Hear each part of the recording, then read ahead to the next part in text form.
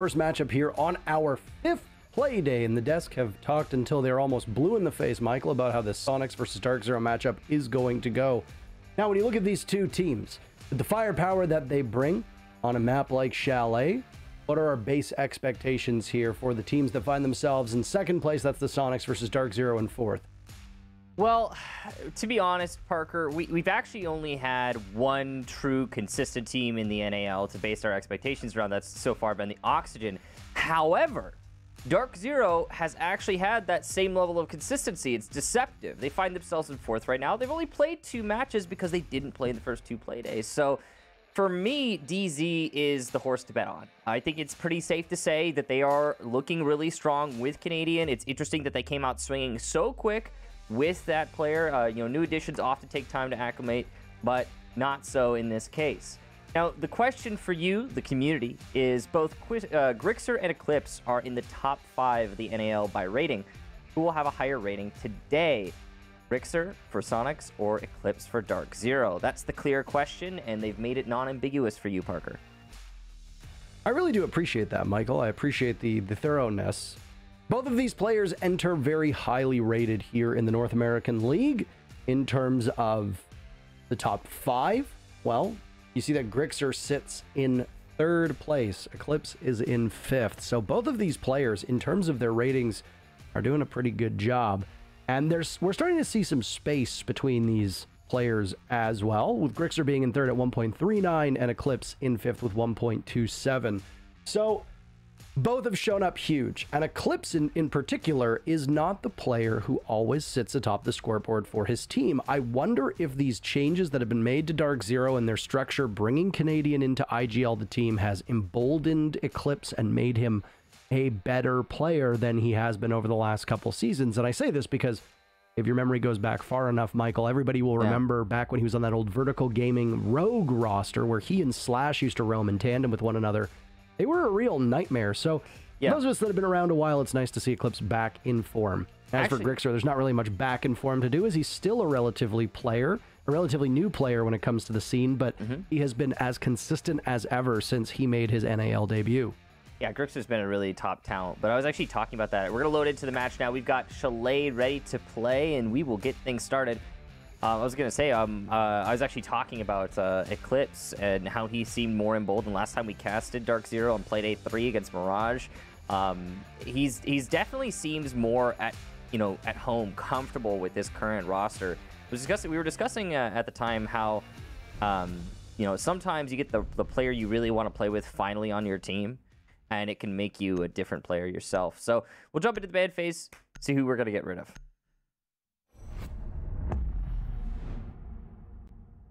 Well, this one's interesting. A Maverick ban will go. And I say interesting because on a map like Chalet, we can see Maverick bans. We see Thatcher bans. What's going to join them? A Thatcher ban. Okay, so they were flipped. That's it. Usually it's Thatcher Maverick.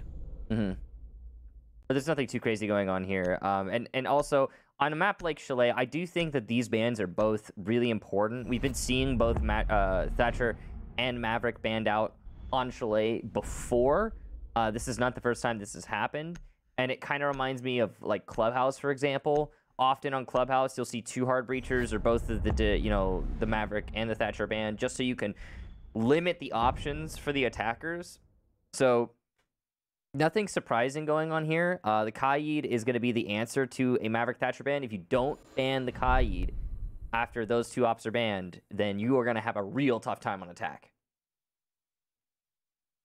Well, for DarkZero, that's what spells trouble, right? They'll be starting on defense, and if the defense are weaker now, then that'll be something to watch. Same for attackers. In terms of the Soniqs lineup, they like to bring the Zero and they like to bring the Lion, and it's no surprise that those are the operators that we're going to see get brought forward.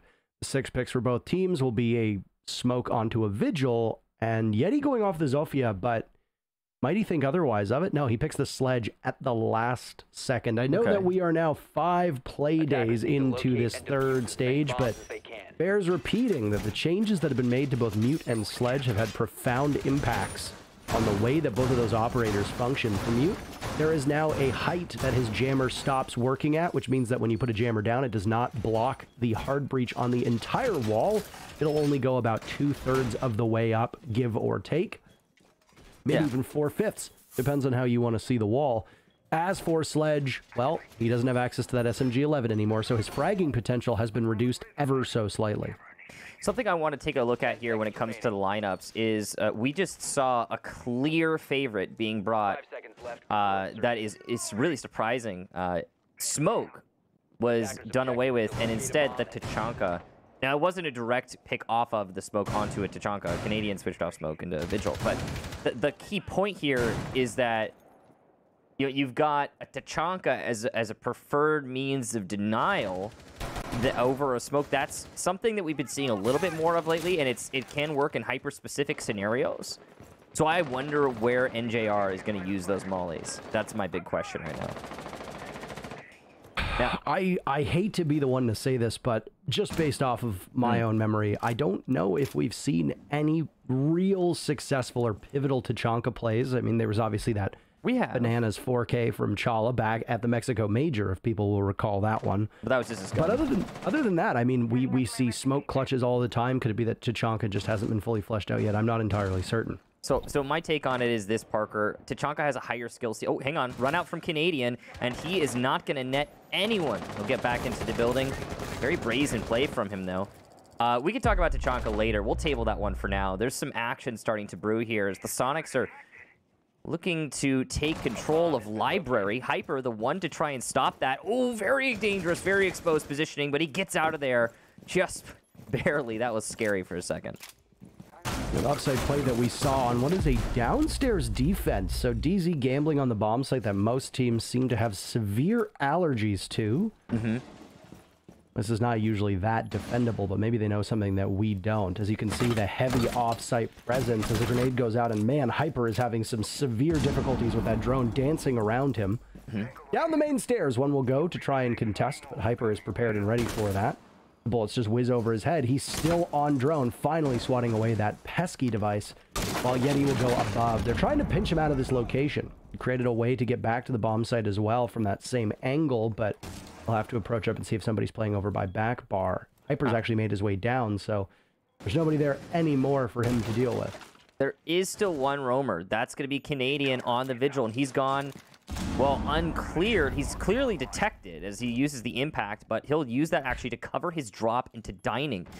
Now, using his ability, he might not be spotted by the camera, but he didn't have it on for a second there, and I think that, yeah, the Soniqs are aware of his position. The marks come out. Canadian's just trying to delay, though, as much as he can as we hit the last 30. He's doing a great job of that, while the rest of the Soniqs will push towards the site. They run right into Eclipse, who gets the very first kill of this matchup. Canadian's still on the roam, and the Soniqs with 20 seconds left don't know if they have the ability to track him down. Their focus is going to be somewhere else. He completely botches the shots onto Yeti. The equalizer comes out, and now Soniqs can drop into the bomb site. Yeti looking for that opportunity, but Pambazoo is ready, prepared and waiting. DZ cleaning up shop as all of the numbers for Soniqs dwindle. They try to fight back, and they find one kill in the process. The Super goes for the plant with Camden covering. Do some damage to NJR, but he doesn't see Eclipse running on up, and DZ takes the first round. Wowee, Parker. What an interesting round. So you talked about how that bottom site, often teams are allergic to it, and the reason for that is there's just too much for the attackers to open. You've got your snowmobile garage. You've got all the wine cellar walls. It's difficult to hold. But Thatcher Maverick ban, oh boy, that makes it a lot harder to open those walls up. It makes it a much more difficult prospect in general. And because DZ knows that it's going to be difficult to open those walls, they can kind of rely on their actual site defense a little bit more. They extend their roam to be a much more involved roam. And I love that. It worked magnificently for DarkZero. Soniqs had even, I would go so far as to say that Soniqs clear, while maybe a tad bit slow, was solid. I mean, they lost the initial fight. They lost the first player there. But still, the Soniqs did a good job of corralling the roamers for the most part. The one exception is the ever-slippery Canadian, who did an amazing job on his 6-pick Vigil of just constantly distracting and harassing Soniqs from the one place that they had not cleared out. And you really got to appreciate the kind of the nature of that roam from DarkZero. And while you should also respect the clear from Soniqs, it just wasn't adequate. 10 seconds left. Well, stuff well done, and time obviously not being in their favor. We'll see a Thunderbird come out, by the way, the newest operator that is available in competitive play. Was in competitive quarantine. So the Soniqs actually might have the highest pick rate with Thunderbird thus far. For those of you who are not familiarized, she is a Canadian operator, indigenous. She has 3 stations that are called Kona stations that you put down, and if you walk into the circle around them, its radius, it'll give you a little shot, and that shot will give you some HP. So very similar to Doc, those Kona stations will regenerate over time, and they can even work on the attackers, so you have to be very careful about where you put them. We've also got... Oh, go ahead. Go ahead. I was going to say, we've also got a Finka being brought on the Soniqs. So there's a whole slew of heal abilities being brought by both teams. Eclipse is very wary of this, and he'll juggle the ADSs on the stairs. Bear in mind that Finka has access to grenades, so she can toss out those explosives and deal some damage, should she choose to do so, and that's exactly why the ADS was being juggled in that spot. Additionally, DarkZero has put down that Kona station so that Eclipse can survive maybe a little longer once it eventually regenerates. Out go the grenades, and, well, there's nothing to go from them because there's still more ADSs that need to be taken care of by the Soniqs. And Kansan seem to have used all 3 of those flashbangs. Bambazoo watching the same angle. So at least if you're Eclipse playing in that spot, you're not necessarily playing to die. You've got your teammate backing you up. This dance with death is occurring on the windows, looking into Solarium, and both teams are wasting a ton of time. But the good news is that for DarkZero fans, they want to waste time as much as possible. Now, Pambazoo is actually really exposed. He's relying on his reactions, and it'll do him justice as he gets nearly a second, but Yeti will make the repel in and win the fight against Eclipse. There's a second for Yeti. Huge double piece for the man as soon as he secures this kill. And now the Soniqs find themselves up 1 player. They lost the initial fight, Kansan going down on the window, but that's a win. That's a solid execution in Solarium. Really well played by Yeti, and there's a reason why he's been the 2nd best performer thus far on Soniqs, taking up more of an aggressive role and not necessarily playing as more support-focused as he has in the past. With it, his stats have gone up significantly, and he's taking engagements that we know Yeti of old was capable of taking and winning. It's funny now that Yeti's gotten to this age because he gets shuffled off and relegated towards the more support-oriented roles while the young gunners come in. But for people who remember Yeti at the onset, well, he was a terror, and he still got opportunity to do more damage, by the way. Those 2 picks that he got losing Kansan next to him means that with 30 seconds to go, the numbers for DZ quite weakened. And he'll creep up through Trophy and watch, but a nice shot from Canadian, punished by Yeti, a 3rd kill. Looking for more, shrugs off some damage over by Kitchen, but I don't know if he has any intel. NJR will end his reign of terror. Numbers even with 10 seconds to go. Another from NJR, beautifully played, leaving Super in a 1v2, making an 0v2. Super can't accomplish anything with the shrewd angle that NJR was playing, and DZ have won both of their defenses thus far. Wow, what a hold there from NJR, really holding it together for his team. That's beautiful stuff. I gotta say, at the offset of that round, I really did think that the hold inside of Solarium for DZ was going to be enough, especially because of this cheeky angle Pambazoo was playing there. He was actually fully exposed to the players in Repel, but they did not know that. Nobody checked his specific spot because why would anyone sit there? So I thought that Pambazoo was going to be able to hold that down with his teammate on the staircase. I thought DZ had Solarium on lock, figuring, okay, Soniqs are just going to waste a bunch of time until they eventually die, trying to push into these difficult angles. But Yeti proves me wrong. Great individual effort from him. He transfers that to a solid push in through Trophy. But when you came up against NJR, it just kind of all falls apart. And that sometimes happens with those SAS operators. It's why they're so coveted. It's not just because of the utility that Smoke has. Not just because of the mute jammers from Mute. It's because of that kit, the shotgun, SMG-11, SAS Defender kit. That is so potent. We're talking about the SMG-11 is the highest automatic weapon, or highest DPS automatic weapon in the game, and that shotgun has consistent one-shot capabilities. You're so good at holding those close angles, and when you put that in the hands of someone like NJR, I mean, it doesn't matter how much Yeti is popping off. At the specific angle he's addressing that fight, it's just he's at the disadvantage. And NJR, great hold together on site. Really, that's the story. Attackers are moving to defuse the bomb. Oh, well played. And once again, the story for the first 2 rounds has been very similar, Michael. It's been clock management from the Soniqs. The first time, they had some trouble dealing with both Hyper and Canadian off-site. The previous round, it took 90 seconds for them to deal with Panbazoo playing inside of the closet of Master Bedroom and Eclipse playing on those Trophy and Solarium stairs. So the Soniqs being a bit lethargic here on a map that is typically very friendly to the attackers. Now, could it just be that the Soniqs are having a bad day? That's entirely within the realm of possibility. But this is the same Soniqs roster that in their most recent match against XSET showed some serious stumbles against a roster that does not typically compete at the top of the NAL. So maybe there are some greater things at play for the Soniqs, but obviously that's just idle speculation on our part. This third round gets underway, and it's a bar gaming defense, it would appear, for DZ. We'll see what they can do. Once again, their offsite presence is going to be quite strong, characterized by NJR on this position, and he's going to immediately drop out of library as tons of secondary gadgets are expended on his spot. But none of those grenades and none of those flashbangs will work. Yeah, that's going to leave Hyper on a solo hold upstairs. He does, I believe, have somebody supporting him farther out. That's Panbazoo, actually. There you go.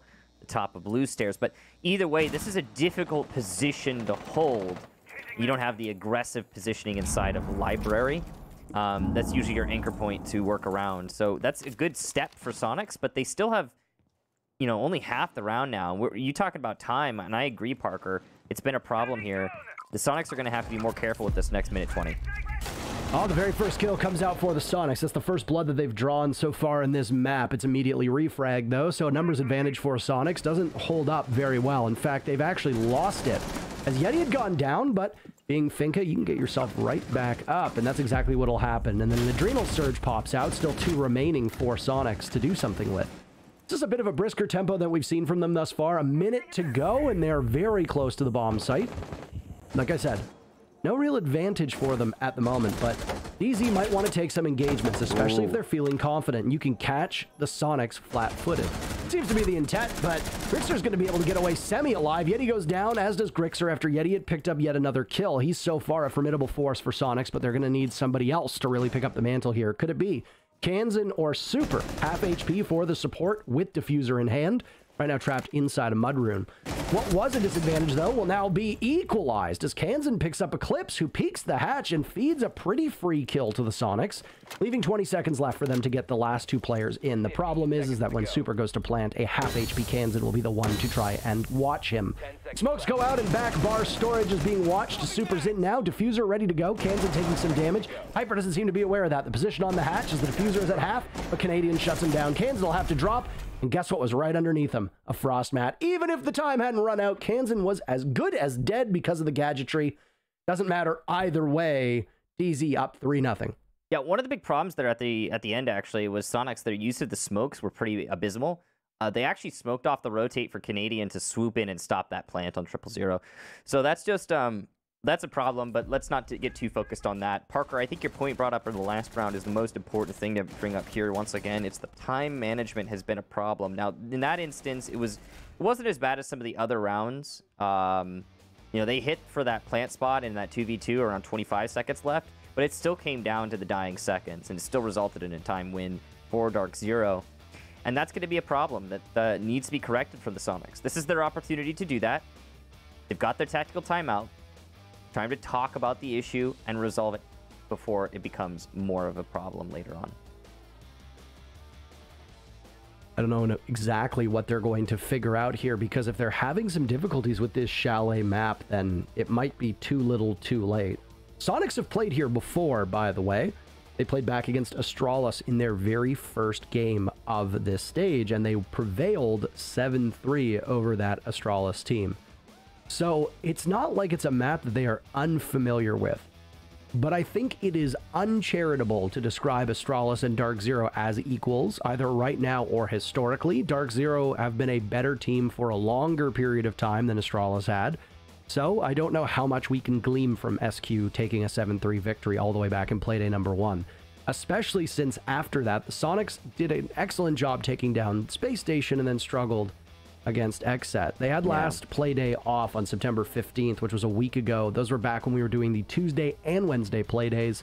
Now we're back to just Playdays on a single week. So it's been it's been a week since the Soniqs played. I mean, it doesn't make a huge difference for them, and it's been, you know, I mean, in 15 days since they last played this map. I don't think that much has changed at all. It could just be that this is a rough matchup for them, and given the record that these teams have against each other, by the way, DZ always beats Soniqs, so who knows? Yeah, they typically do. I mean, the thing that I'm most worried about, to be honest, Parker, when it comes to the Soniqs is, one thing is clear to me.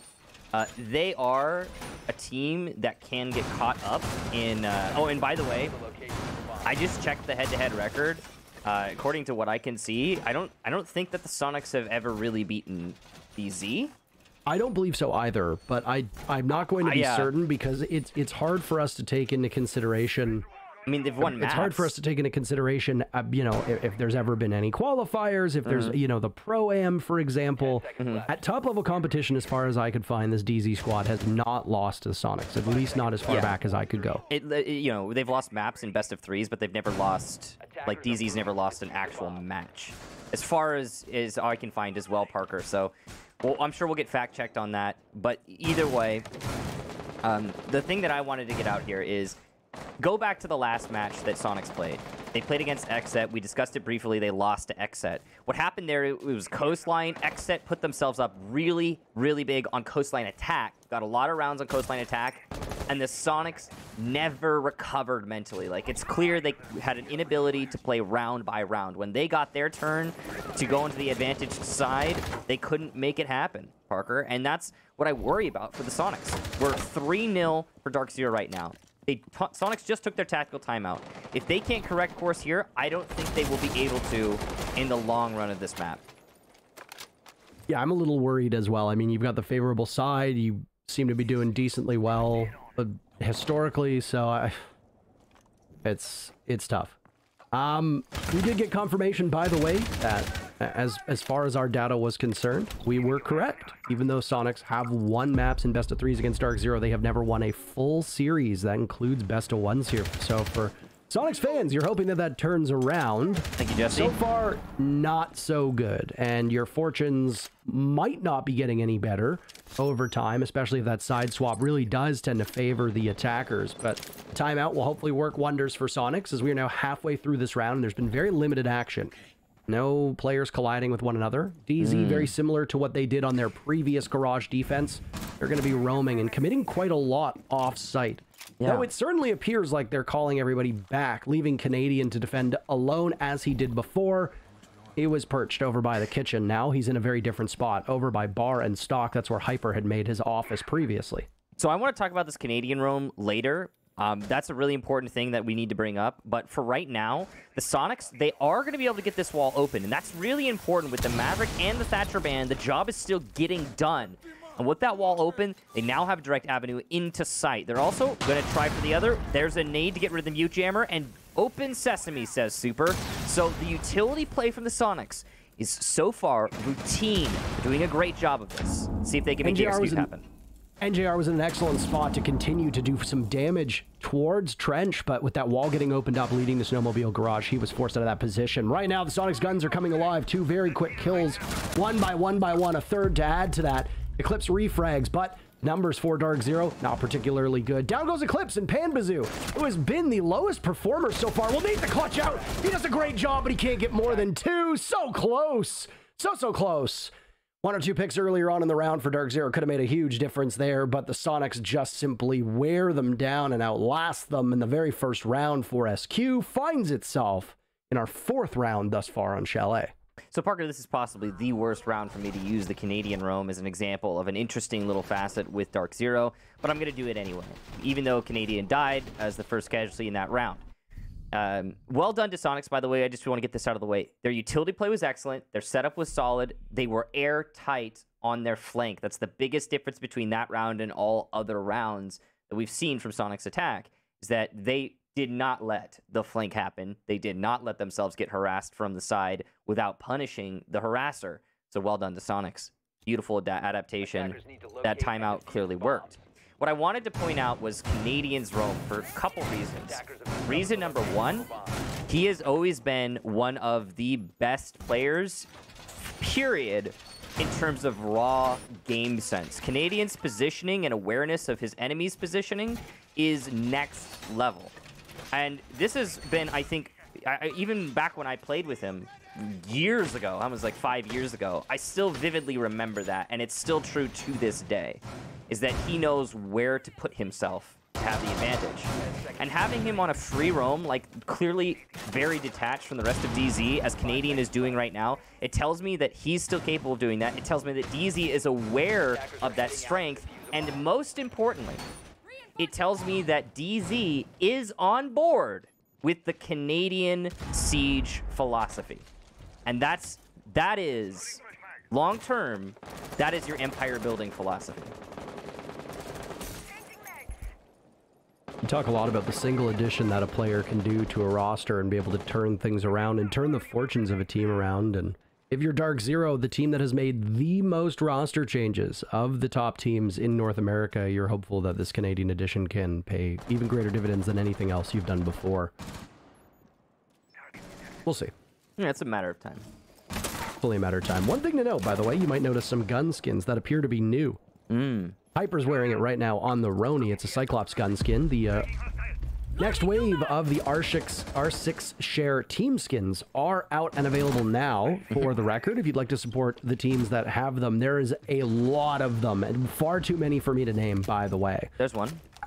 Well, yeah, there's another one right there on your screen, and it's so proudly worn by Yeti, who has been phenomenal getting these first picks. All three of the first picks that have come out for the Soniqs, the last 3 rounds, they've won the opening duel every single time.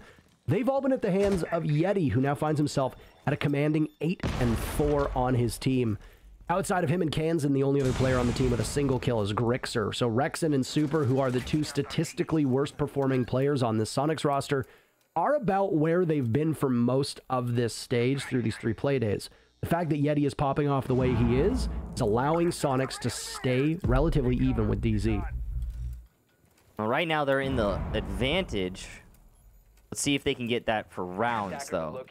Even if Soniqs take this one, there's still, you have ground yet to cover. The important thing here is, once again, the Soniqs have opened up the walls. They've contained the roamers, and they are setting up their utility in such a way that will make the execute into sight much easier. The biggest problem is going to once again be NJR. He's been a menace on this smoke in this specific position. This is where he's gotten all of his kills.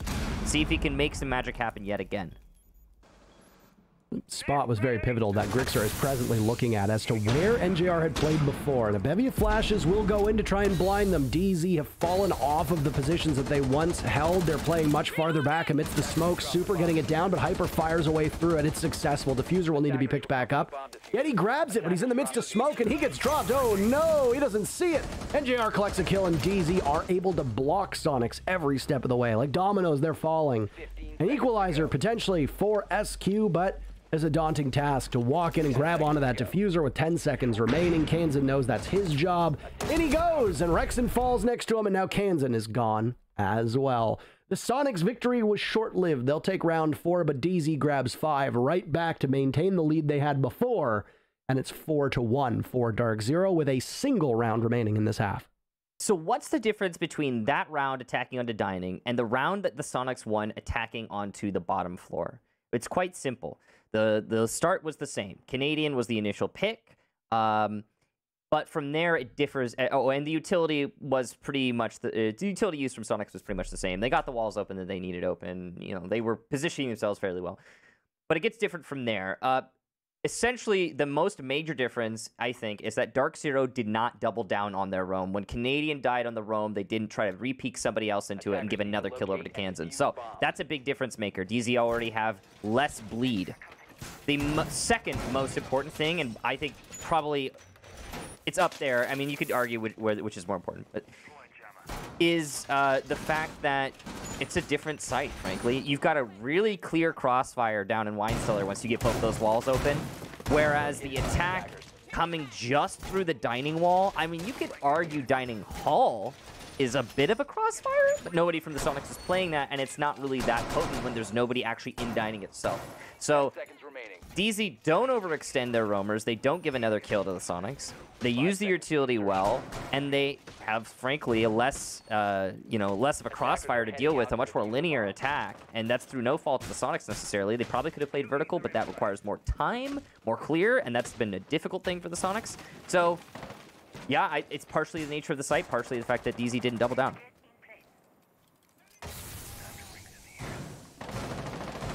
That was an early smoke tossed out on the stairs. Oh, wow, really? Yeah. A very, very early smoke, and I have to wonder what the idea was for Pambazoo. When we see things like that, we can just say, oh, it was a mistake, but maybe they got a call that there was a push coming in. I don't know. A smoke going off 15 to 20 seconds into a round is very abnormal, even for the fastest teams with the fastest executes that we've seen. It almost looked like he was trying to clip it through the wall, but as far as I know, you can't do that anymore, so... I don't believe they clip through the wall any longer. No, I mean, I'm sure they do in some specific spots, right? But it's still weird. The nades are missing here, and JR is going to survive. His ADSs are gone, though, and the second nade will also miss enough for him to live. Hyper's going to get the lead off. Down goes Yeti, and, you know, we were just talking about how important Yeti was to this initial execute. Yeah, this breaks the streak of the Soniqs winning the first pick for the previous 3 rounds. Not all of them have immediately netted an advantage because DZ have been somewhat proficient on 2 of those 3 rounds at closing the gap and immediately refragging. So somebody else will have to take up this mantle. Rexon found his very first kill of the match just in the previous round. Cans him with 5. That's what you're looking at for Soniqs, and I know that kills are a bit simplistic, but this is a pretty grim tally outside of Yeti for the 6 rounds that we've seen. Trickster might be able to catch one, but just narrowly misses off on Canadian. That's a headshot he'll echo throughout the hall, I'm sure, as he hits the shoulder of the mute. He'll now play on the stairs and hold this very valuable piece of map control. He's been spotted by the Jackal tracks, and they'll ping away at his position. As Rexon wanders in the library with a minute to go. Another EE1D will pop off. NJR's dropped in the corner. He had nowhere to go, and now Eclipse is down as well. So far, this bomb site, Bar Gaming for DZ, looked mighty fine the first time around, but, well, it doesn't seem to be going that way at all for them with 40 seconds left, and the Soniqs find themselves in a 4v3. Yeah, this advantage is going to be hard for DZ to surmount, especially with Canadian on such low HP, and he's still trapped on blue stairs. He has no real rotate potential. He's worried about the cut, and rightfully so, there's likely going to be one ready for the Soniqs, who are setting up for their execute into, I would assume, billiards. The diffuser's pretty far, though, and here come the gas canisters. The first of, well, the last 2, and there's the last one as we hit the last 10 seconds. DZ just trying to hold on and win this one off of time, but that means they give up valuable real estate, and there's Canadian finally felled. The second kill for Hyper. He's gonna get a third. That's huge, but Rexon will clean up shop, and the Soniqs will salvage a little bit out of this first half. And that got scary for them because Rexon was the only other player that was still alive while Super was getting that plant down as far as my eyes could tell, and it's taken him a while to get online. I don't know if the Soniqs have made a concerted effort to swap up Rexon and Yeti with the way that they play, but it is not uncommon for Grixer and Yeti to be the 2 players to steal the show for Soniqs in terms of entry potential, refrags, and trades. But so far this season, Yeti has been the one tasked with doing that, and the stats don't lie. He's been doing a magnificent job, sitting in 6th place with the 6th highest rating, 2nd on his team. In terms of opening kills, he's been doing a marvelous job in that regard as well. And his primary focus is to get in, make space, and then work with the rest of his team to allow those support and flex players to take up space and get the diffuser down. Now, even though the scoreline tells you that DarkZero was the better team through that first half, there was some hope for the Soniqs on the final 3 rounds. They took a timeout at the tail end of round number 3 when they went down 0-3 to DarkZero, and after that they managed to take 2 of the next 3 rounds, all while looking relatively comfortable in the process. Now they have what is the less favorable side on Chalet more often than not, as they will defend for the remainder of this match unless we go to overtime. 5 seconds left.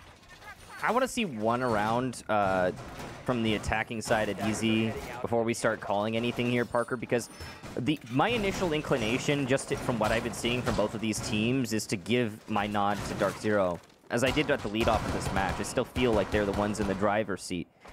However, as you mentioned, and I agree, there have been some signs of life from the Soniqs. One thing that troubles me, though, is those signs of life are mostly dependent on individual performances. The communication and coordination on the side of the Soniqs has been not as strong as I think they would imagine or they would desire. It's been lacking, and I think that's a major correction that needs to be made. Luckily for the Soniqs, it's less relevant on the defense. So we'll see a lineup here. By the way, DZ's rotation was the same through the 3 sites that they went to: garage, kitchen, and bar. They never went upstairs and defended that bedroom and office. And right now, first defense for Soniqs is also not on that bomb site. So even though they might have some reinforcements put over in that area, as you can see on the corner side of office, with Pampazoo holding that angle, looking into library and firing away to give his position away, with Yeti playing at the top of chimney. Well, this is an interesting choice to not go to this bomb site, and I wonder if there have been some small changes to the bans that have prompted this. Either way, that's speculation for another day, as we're now halfway through the round, and things might be coming to a head upstairs on this roam. Yeah, there's a lot of roamers yet to clear out here on the Sonic side, and you can see that they are staying firm in their positions upstairs. They know they need to kill more time. They can't fall back just yet. At some point, I'm sure they will, but now is not the moment. Here comes the clear from the nades and the stuns to try and put pressure onto Yeti, who adeptly evades the pressure and just positions himself safely in library. There's a grenade tossed on out, or rather a flash tossed on out by Canadian, watching from that angle. Rexon could have potentially fought it, but decides against it. Soniqs have made the call to get the troops back a little bit safer into this Bar Gaming bomb site, with Kansas still roaming down below. So all that space that was taken up on the top floor, Michael, is now mostly in the basement. And they're going to play off of that accordingly, with Rexon now joining, and he'll go for a full rotate, potentially towards West Main. Well, interestingly enough, or East Main, rather. At the top of the stairs, maybe. Rexon just wants to stay down there, and there might be a hatch that he can watch from that angle. Yeti is down below as well. Look at this long-range angle that he'll engage at with 30 seconds to go. This defense for Soniqs is all over the place, but I think that's partially the point. Do DarkZero have any idea as to where all these players are? Can they bother to push the site? It doesn't seem like that's the case right now. Tick-tock, 10 seconds left. First kill goes to Rexon. All of the bodies except for one still alive. What is going on? Soniqs on the stairs. Kansan with one. Grixer gets dropped. 3 seconds to go. Canadian down. Hyper down. It's all on the shoulders of Eclipse. And this off-site hold from the Soniqs works out miraculously. DZ has no answer for it. And the gap between these teams is now but a single round. That's some good stuff there from the Soniqs, but mostly I would fault DZ for their trepidation in clearing out the top floor. They were clearly wary of that hold upstairs, and that that's not what you look for. The Soniqs played it very well, though. Obviously, well-timed on the fallback. That's, I think, the most important thing. They didn't waste an abundance of time, but they wasted just enough before they retreated. We've seen a lot of North American teams that will fall back at a minute 30 in similar roaming positions. That's the wrong call. The Soniqs fell back at about a minute, so it could be better, but it's, you know, they didn't sacrifice any picks, and that's the most important thing in the end, because when it came to blows, DarkZero had no advantage to base their attack off of. Where are we hitting that we have some kind of opening? There is no such opening, and Bar has always been one of those sites that's going to be a bit of a scramble, a mad dash for the win, hell in a cell, as we like to say. So, yeah, DZ needed to punish Soniqs just a little bit more for that top stairs roam, frankly. 10 seconds to go. Well, fascinating stuff here on Chalet, and we seemingly have upended what we tend to see with a very defender-sided matchup. Of the 7 rounds played out thus far, 5 have gone to the defense. That is a tally for Chalet that is usually unheard of, but things change over time. Another Thunderbird sighting, by the way, as Kansan has picked up some serious kills over the last couple rounds to now be within striking distance of Yeti, but so has Rexon and Grixer. The only player in the lobby right now struggling to find the scoreboard is Super.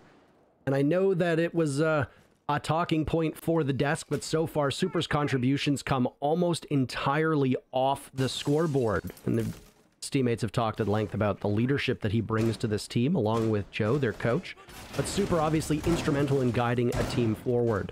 The big problem for the Soniqs, as was talked about on the desk as well, is that if 1 or 2 of their fraggers goes cold, Super is not usually the person who can step up in the fragging department from what we've seen on the Soniqs, and that poses a serious problem. Super so far, through the 3 matches they've played, has but just 5 kills so far in this matchup. He has 0. And that's something that doesn't necessarily drag the Soniqs down, but is worth keeping your eye on if the fraggers on Soniqs are not able to keep up. Yeah, it just puts more pressure on those fraggers. That's not something that's been too much of a problem for the Soniqs. And right now, they are starting to keep pace with DarkZero. It's not quite done, but they're getting there. Now, we're looking at, once again, this very linear attack into dining, this time brought out by DZ. And the difference, I would say, is that they're putting more emphasis on the top floor. So that gives you potential vertical play. It also means that you're not going to have to worry about your plant being denied from above. That's why they opened up that wall leading into office. Oh. A bomb has been located. It's been a sluggish start for both of these teams on their attacks, and for those that want excitement in the NAL, who want thrilling dashes into the bomb site amidst the danger of everybody still being upright, well, you're not going to get it here, at least not with the way these two teams are playing. If you're DarkZero, you are maybe starting to get worried, and if the Soniqs take this round, I wouldn't be too surprised if we happen to see a timeout, but over on the kitchen side of things, with 45 seconds remaining, DZ will have to deal with the roamers, yet still 2 members of the Soniqs have been healed up from those Kona stations put down by cans, and Supers wears off, but Rexon has a bit more staying power. Yeti just walks right past a drone, by the way. Down goes Panbazoo, and down goes Hyper as well. How does he find this? Yeti just picks up 2 kills, walks into the main lobby, and goodness gracious, he does some serious damage. Eclipse takes out 1, and NJR fights right back. Super and NJR will out dual pistol out, and it's a deagle from NJR to get the kill, but Rexon has his teammates back. It's all on the shoulders of Eclipse. 10 seconds to go, and he looks the wrong way. He hears Grixer coming, but he doesn't think he's that close. We have a tie game, Michael. The Soniqs have dug deep and really found it over the last couple rounds. Since round 4, they've taken 4 of the previous 5, and DZ find themselves in trouble. Yeah, so obviously, great flank there from Yeti, finding that opportunity, seizing it, and really, so this is it right here. That solidifies the round. That's the round done. At that point, you're looking at all your periphery operators on DZ, and you're thinking, hey, can you guys pick up like a 4K maybe, or like an ace to win this? Because that's the only real chance they would have had. So you're looking for a miracle play out of one of your players after Yeti does that. Well, really, I mean, that's DZ's fault. Ooh.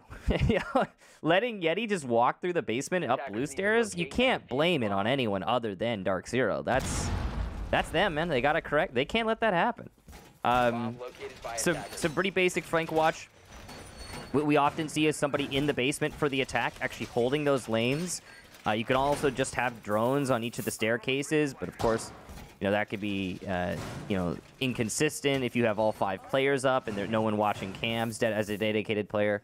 You can also just point your guns at it. You got a lot of options. Nomad's not banned, but yeah. And then look, I mean, we're seeing a Nomad obviously, so it's a problem for DZ. They need to correct that. But it's still big play from Yeti. Great job from him, and he is walking away with this match, Parker.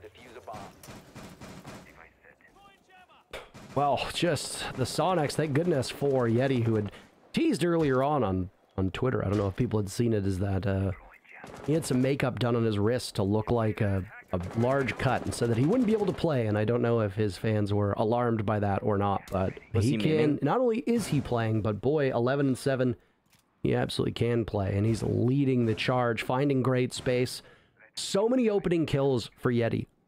And his ability to find these openings, getting droned in on attack, on defense, playing off of cams and intel. And his team is putting considerable effort into feeding Yeti every single one of those picks. But he's also been quite reactive at the same time, snowballing from a pick here or there to then continue to hold map control either as an attacker or on defense, as we saw in that previous round with an impressive roam he had. Yeah. He's definitely been a super important figure. Now, DarkZero starting to air jab things up as they clear from the north side over. This is a bottom floor defense. The Soniqs have a heavy roam. 2 anchors currently. DarkZero starting to drone out sight and figure that out. Hey, wow, lots of off-site presence. Maybe we should hit direct. And they are positioned to do just that. If Canadian opens this wall, and he will in due course, there you go. Everything's dealt with and open sesame. Now you've got your avenue straight into pillar, and still only 2 anchors to stop you from executing. Kansan down below, the first bandit that I believe we've seen. Correct me if I'm wrong thus far, but a nitro cell goes out. That's one of the advantages of having that. Not just on the wall denial, even though that trench panel's been opened up, and now some soft destruction will go out as well. A nitro cell from Super goes, but I don't know if he was aiming for the opening or not, but it is a missed toss if the chasm was what he was looking for. Yeah. Had it gone off a couple seconds later, Pambazoo could have been the casualty there. 1 minute to go, and Pambazoo in that same position. Well, he's going to walk right in. There's an SMG-11 in hand. He sees Super. Down he goes. Unfortunately for the Soniqs, they lose the first, but they immediately trade it back. Kansan has his teammates' shoulders, and he does a mighty job on that. Hyper from above takes one down, but Yeti and Grixer get in on the fun. Canadian has to abandon the plant as now he's dead to Kansan. And the Soniqs have really heated up, Michael. They are just bullying DZ, and Eclipse finds himself as the final man in, where it's buried inside a connector to Kansan. The Soniqs have done something that they haven't been able to do in every round thus far, which is lead the matchup, and they have really strung together an impressive set of rounds. This is their match right now, and they're up 5-4.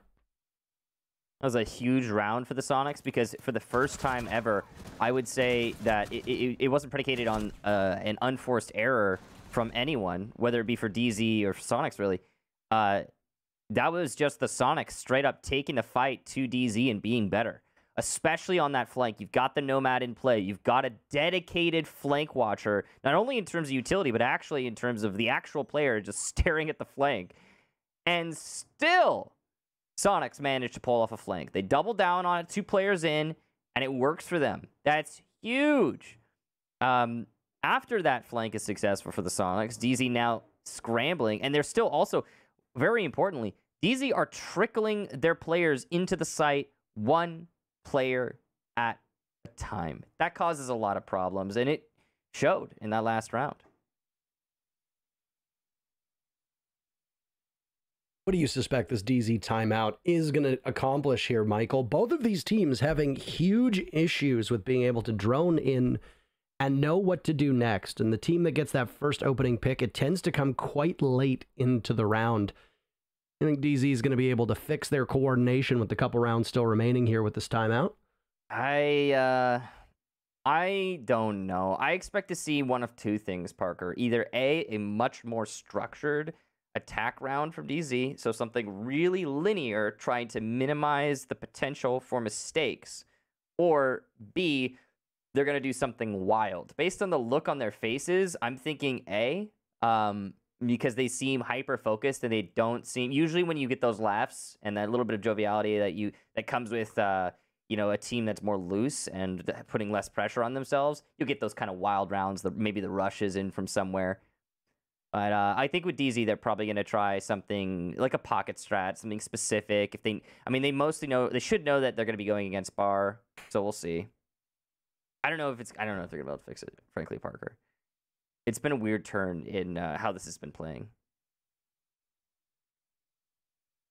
We focus a lot on the impact that individual players can have on the team. For DarkZero, I'm sure that you are, or rather for anybody, I'm sure that if you are a fan of DarkZero, if you were a fan of Space Station over the last year and a half, you probably got very tired about us talking about Canadians' individual impact onto this team.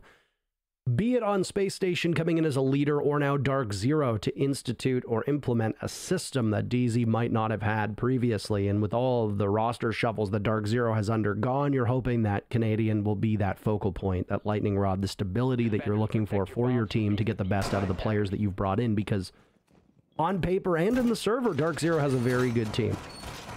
And I apologize that you are probably tired of hearing about Canadian, but it cannot be understated the impact that he can have on a squad. While we say this, because of issues that were experienced in Mexico City, DarkZero had the first 2 Playdays off. So far, DZ has only played 2 matches. Only 2 matches with Canadian as their IGL, and they performed quite well. They won against Mirage 7-4, but Mirage has looked like a bottom 2 team thus far this season, or at least bottom 3. And then TSM, who've had some struggles, DZ won 8-6. Well, of course, you take DZ to overtime, DZ's going to win.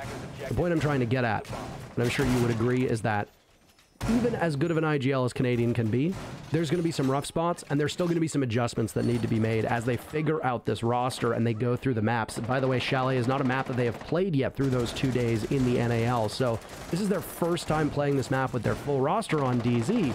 There's going to be things to work through. And as good of an IGL as Canadian is, you can't change everything and have it be perfect overnight.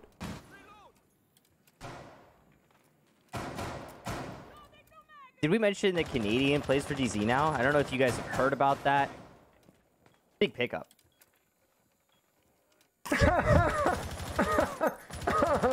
Thank you, thank you. Hold your applause. No, but, I mean, DZ has been looking very different. Soniqs as well, though. We have to discuss this. We're looking at right now a Soniqs lineup that plays out just about exactly how we expect. Super's got 0 kills. Kansan and Yeti are both breaking double digits. X and Grix are picking up a lot of slack as well. And it's working for them. They have a very odd formula that is especially unique, and it's always cool to see something like that work. They're 1 away from match point here against DZ, and this is a match that I would have easily bet on DZ for, considering the performances we've seen so far through the stage. That is not what you want to see from Rexon. He dies to a Claymore. Well, a run out upstairs by Pambazoo's Claymore. We'll catch him. You don't even really need to do too much. You just set it and forget it at this point, and then you move on. But DarkZero do something that they have had some struggles over the last half of this matchup, which is get that opening pick. DZ have not been so proficient at finding the first player of Soniqs and then immediately giving themselves an advantage.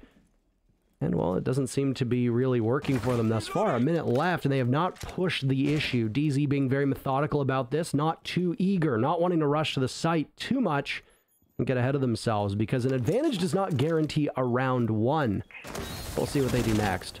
They toss out a smoke from over towards Mudroom. Soniqs, Grixer in particular, playing in bar in a bad place. Super finds his very first kill. It comes in the depths of round 10. There will not be another as he's punished by Pambazoo and a vault in from the Zolfia. He's tracking one over towards the back of the bar, and we'll have to test his reflexes as DZ's numbers continue to drop. Soniqs want to put this one away. They have an advantage, but NJR says something about it. He has been so excellent in this matchup. He'll work with Pambazoo. 2 newest members of this team before Canadian joined the roster. Both young players will have to test their mettle against Yeti and Kansan, the 2 top performers from Soniqs. If I'm Soniqs, I'm very happy with the 2 players I have left. Diffuser going down from Pambazoo, NJR covering, but he's got too many angles to look at, and he doesn't see the Malusia Yeti. Goodness, the sight blocks his line of sight, leaving Kansan now to defend in a post plant. This almost seems certain to go in favor of DZ, unless Kansan can pull off a miracle. Losing some of this ammunition, trying to find if there's a foothold over towards bar. There's a tight angle being held, and he'll walk across. Nice shot from Kansan, and 2 beautiful kills in a row. Diffuser's his as well. That'll be match point for Soniqs as Kansan is the hero. Lucky number 13 for him with those 2 kills. And Soniqs pick up their 6th round. What a massive round from the Soniqs, and it's all thanks to Super getting his first kill in the match. Well done to him. If it weren't for that single kill, there's no way the Soniqs would have won it. And that clutch up from Kansan was pretty cool as well. That little moment there with the optic really was scary for a second. I actually thought that NJR was going to lose that. But either way, the result was clear. Soniqs take the win, and now match point. That's massive. We always talk about how Hell in a Cell is really encapsulated on bar, and it was that round, that's for sure. What a weird collapse there. And many opportunities missed by DZ to get those picks and rack up the advantage. For example, specifically with the Jaeger, who's able to fall back so deep into that site and not get punished for so long. All right, well, what a treat this has been for fans of the Soniqs. They are doing just a ton of damage to DZ, and oh my. Now that's a lot of damage. It absolutely is. Both teams have had struggles thus far on their entry, and this has been a very defender-sided Chalet. We have not seen an attacker prevail until round number 6. You have to go quite a ways back, and the only attacking rounds that have gone in favor of that side are for the Soniqs, as they picked up 2 in that first half. And we speculated before the side swap, Michael, that that was bad news for the Soniqs, because we thought that, hey, this is an attacker-sided Chalet. Clearly, DarkZero were going to be in brilliant shape, emerging from that first half on defense 4-2. But boy, how wrong we were. And now through the first 4 rounds, Soniqs have matched that total. And they have done so fearlessly, with roams that leave us in many ways struggling to figure out who's rotating where. But for the Soniqs, it's working. And for DZ, they're struggling to figure out where those SQ players are. Oh, Yeti almost got hyper there. He was so close. Just didn't peek enough to see the player prone at the bottom of that ladder. Unfortunate timing. He was actually expecting someone to be on the ladder. Now, Eclipse is trying to get the cut, but DZ's just a little bit too slow. Soniqs, and specifically Yeti, have already fallen off of Library, so the moment is gone. The opportunity lost, and the Soniqs will maintain their roam position upstairs without a casualty, at least thus far. There's always the potential for that to change. But yeah, I think that on the note of what you were talking about there, Parker, regarding the nature of this map, we are talking about a Thatcher Maverick ban Chalet. So that is a very different map. I mean, it doesn't matter what map you're playing, really, unless maybe it's Coastline. Usually, a Thatcher Maverick ban makes a massive difference, and it certainly does on Chalet. Absolutely does. These are two of the most banned operators in the entire game, so they have a profound impact on these matches. Thunderbird Watch is still on, by the way. Halfway through, Kansan is on Thunderbird yet again. I don't think we need to go through it, but as you can see from the left-hand side of your screen, Kansan, Super, and Rexen all up a little bit HP. All because of that Kona Station, which means that the Kona Station is going to be on cooldown. Need we remind you that once you walk into the radius, it will heal you, and that includes over-healing you, as is the case right now. So a little bit extra staying power, though it is run out for Super, and is about to do the same for both Rexen and Kansan. Opportunity to give them a little bit more of a boost with a minute left to go in what could be our final round between these two teams. Well, we haven't seen an attacking team successfully execute the way that DZ is trying to execute so far. This site has been really good for both teams on the defense with the linear nature of this take. Canadian's going to be the first one down here for DarkZero. Now on the floor, he'll need to be picked up. He doesn't have the Kona Station, so he'll stay at low HP after he gets retrieved. Pre-Fire's coming in there, trying to get Supers, the first casualty, but he persists. He doesn't have a C4 anymore. Only one in the pocket of Yeti. And here comes the plant attempt from Canadian. Will anyone stop it is the real question. The answer, yes, it's NJR with the miffed nade. And he's going to stop the plant as Super forces his way through smoke. Someone's got to pick it up, but here's a flank from Yeti. Once again, he's allowed to do this. And the Soniqs will take the match. And what a clean sweep on their defensive half. First time the Soniqs have beaten DarkZero, Michael, and we got to be along for the ride. They do so in impressive fashion. At the tail end of round number 3, the Soniqs took a timeout. After that timeout, they dropped but a single round. Post-timeout, the Soniqs went 7-1, which really goes to show you that they were able to settle it down. Their early struggles in this matchup were entirely on their entry. DZ wasting tons of time and the Soniqs not knowing how to deal with it. While they made some corrections, and that course correction ultimately aided them for those final 3 rounds of attack. And then on defense, they were marvelous. The timeout that was taken by DarkZero with the very 2 rounds that came after it didn't seem to make a huge difference. And DZ were victims of that same sluggishness that the Soniqs were able to shake out of that DZ could not. So the Soniqs, who entered the day in second, pick up 3 points. The thing is that if you're OXG, you were the first team to break double digits, Michael. You're sitting at 12 points for Oxygen. The next closest was Soniqs at 6 points. They're up to 9. They'll have to wait till next week to see if they can break double digits. So if you're OXG, you've got a very comfortable lead built up. The Soniqs are a mighty good team, and they're proving it with the results that they've had so far this stage. Yeah, that was a huge match for the Soniqs. Yeah, I know they lost to Exa in their last matchup, and that's cause for concern if you're a Soniqs fan. But this win today is pretty significant. On the side of DZ, though, I will cite many mistakes. Specifically, that last round, we saw the second time where Yeti was able to flank the main lobby and get a double kill on the exact same attack, the exact same scenario. That's just a massive oversight for DZ, and it's something that has to be corrected. I'm sure they will do that after today because it was so blatant. But yeah, lots of mistakes from DZ. Soniqs, they played really well, especially on an individual level. Super got that 1 kill, which was so important. And yeah, what a match. That's it for Parker and I, though. We'll go ahead and send it over to a break before getting to the analyst desk.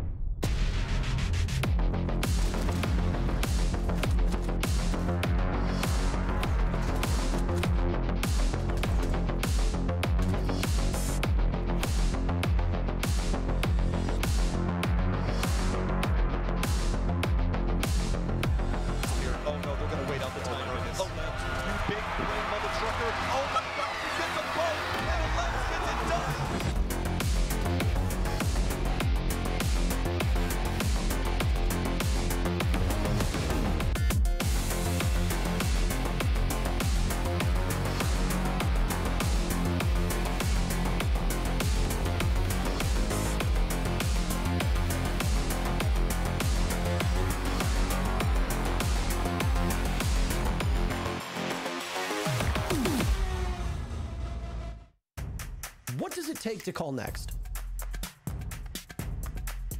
Follow us for a deep dive into the Rainbow Six community, breaking down barriers, taking you behind the scenes, and showing what it means to level up. If you want to get better, try reviewing your game footage. Insights.gg's game capture tool makes recording and reviewing fast and easy. With no lag, automatic recording, and instant highlights, it's never been easier to learn from your gameplay. Try it for free at insights.gg today.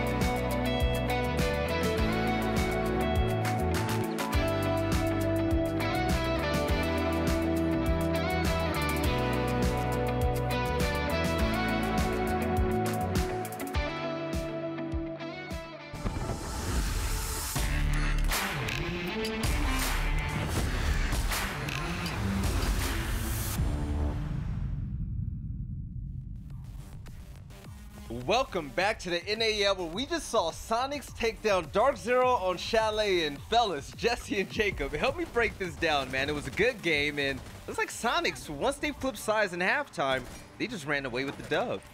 They really did. This was defender-sided Chalet the entire way. And this is something that I brought up before this game even began. The idea of whoever has the better attacking half is going to win. Soniqs only won 2 rounds. DarkZero won 0 rounds on attack. And if that doesn't tell the story, I don't know what does. Yeah, I mean, this was the first time in their history that Soniqs have beaten DarkZero, at least in a series, and I mean, they do it in a pretty fun way, coming back from that huge deficit that they racked up in the first 5 rounds, going down 4-1 after round 5. But, you know, as Jacob said, bouncing back on defense was definitely a defender-sided map, and some of the players on Soniqs, Yeti most notably, sure had a lot of fun with that.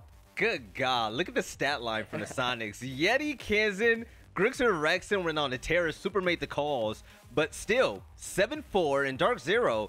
Yeah, the stats look nice, but the story of how the game went isn't exactly what they wanted. So let's break things down. Jacob, when halftime hit, I'm gonna be honest, I made the prediction that DarkZero were going to win. I felt super comfortable about it, and then they went on attack. What happened, man?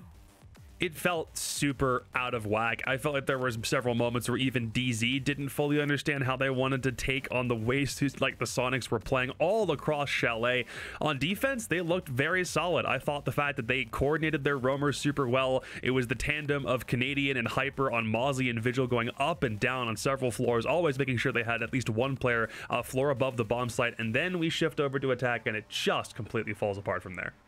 91% calls for Yeti, by the way. That is absolutely nuts. But speaking of attacks as well, Jesse, you wanted to talk about the stark differences between round 10 and round 11. Now, what exactly caught your eye to want to discuss this? Well, I don't know if there's too much going on between rounds 10 and 11, but I did want to talk about the difference between the first half and the second half for these two teams, the way they attack, Veli, because both teams struggled, right? They really did. I mean, we saw at the very start, Soniqs went down early, and I was sitting there worried. I said, I picked Soniqs, and their attacks looked so terrible. They were bringing a million different flank watching operators. Most of their attacking lineups consisted of a Lion and a Finka and a Zero and maybe like a Maverick. Like, everything they had was very focused on the roam clear. Like, maybe you can consider Finka an operator that can be utilized to hit the site, but the roam clear was always just getting so many resources from the Soniqs on their attacking lineups, and that's fine. The roam clears were going pretty well. I mean, we talked about Troy on the roam, and he had an alright time, but he often did get forced out and was forced to fall back or have to just die for the opening engagement for himself. But way too often, they would clear that top floor, they would look at the bomb site, and they would say, okay, now what, right? They stand still, they don't know what to do, they end up just walking at the site because they have no way to actually gain themselves advantage. They never were bringing any sort of a sledge or any sort of Zofia. They did bring a sledge for the very final round, I should say, died as the opening death, and then they had no more frag grenades for that round. So it just felt like Soniqs were not bringing the right tools for the job in a lot of these attacks. Then you flip the switch, and like DarkZero are bringing their one flank watch player is playing Nook, right? I mean, NJR is not playing the operators that you expect him to be playing on, so it's kind of the opposite problem, right? No more flank watches, and yet he runs around like crazy and gets all the flanks off. So it's different problems, but it felt like both teams really weren't focusing enough or too much on their flank watch. Now, Jacob talking about bringing the right tools to win, right? Let's talk about the tool of adaptation. Now, Soniqs were down, and it looked like DZ were going to run with it, right? What in your eyes do you think Soniqs did to really adapt and come back in order to get this win? So they took their tack time out after round 3, and at that point they were already down 3-0, but then you immediately start seeing a couple of the changes that they're making. It seems like they don't attempt to take sites in a very default manner and instead go for the opposite site take. When DarkZero defended Snowmobile Garage in round 1, they went and tried to attack from up top and from Garage Door. It failed. So what did they do? Shift over to a wine take, and it very nearly, I think they actually ended up winning that round, or was the one right after? They won it. Yeah, so they win on Snowmobile Garage, and then they try a completely different take when they're attacking onto Kitchen, whereas in the first time they went up top and tried to take it from Trophy. That failed. Then they opted to go for a straight Kitchen wall take, and that one almost worked out in their favor. It's just coming back to the fact that the Soniqs still managed to win 2 attacks. They were the only team that was capable of doing it, and I do think a lot of it came off the backs of just these very subtle ideas of, well, this didn't work last time, so let's give this a try, because DarkZero's defense seemed like it was stalwart, but it wasn't like all-encompassing enough to make sure that every single avenue of attack was covered with the same level of consistency. So good on the Soniqs for managing to get those two, because that was the only real difference maker in this map overall.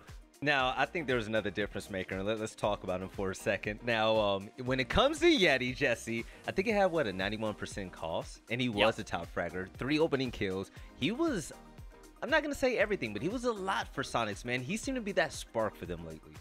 Yeah, I mean, I think that Yeti was probably the only player that had a good first half and second half. His first half, he was really being that entry for his team, often doing a good job clearing out those roamers. And we talked about how the Soniqs did have a really strong roam clear. He was a large part of that. I mean, he was doing a good job in that sense.